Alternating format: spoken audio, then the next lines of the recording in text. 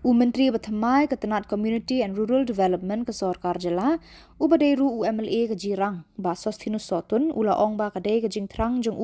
kum UMLA, ba mi na ke konstituensi nong kendong, bakin la ban penjan susu ke Jing Trekam na ke benta ke roi kapa hakitan nong kendong, na ke benta ke Jing Bentoy ki pai ba.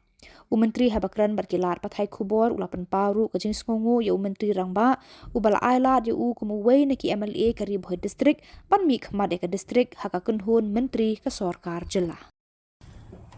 Te hadian ba nagalang Honorable Chief Minister ula pendung lain ka kabinet te ka jing i ke junga he kalong ba ngadai representative naka rural constituency tengah kwa ruba kumbang bat eka tanat sen adi tengah kwa ba ka connection bat ki grassroots ki rural villages kan long ba jan bat ka administration kamtam bat ka block office katahi de ka thong ka ba khamat maling ba ka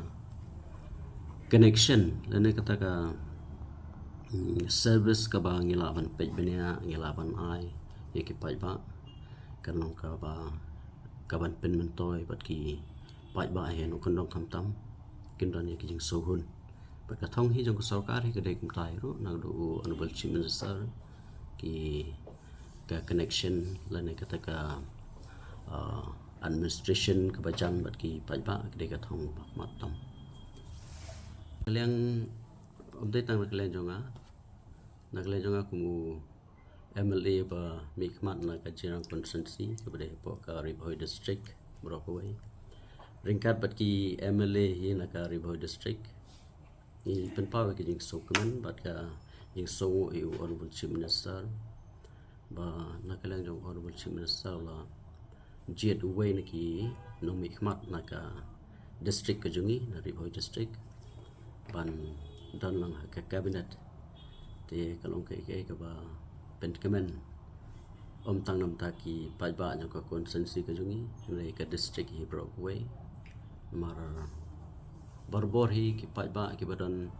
ha ka no ko constituency ha ka no district ki don hi ka jing angnot ki don hi ka ta ka jing khmi lenti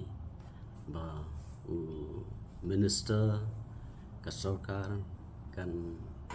la ban wana shibun ki jingkala nang ta ki jingnot kam jong ki pai ba ki badon haka no ko constituency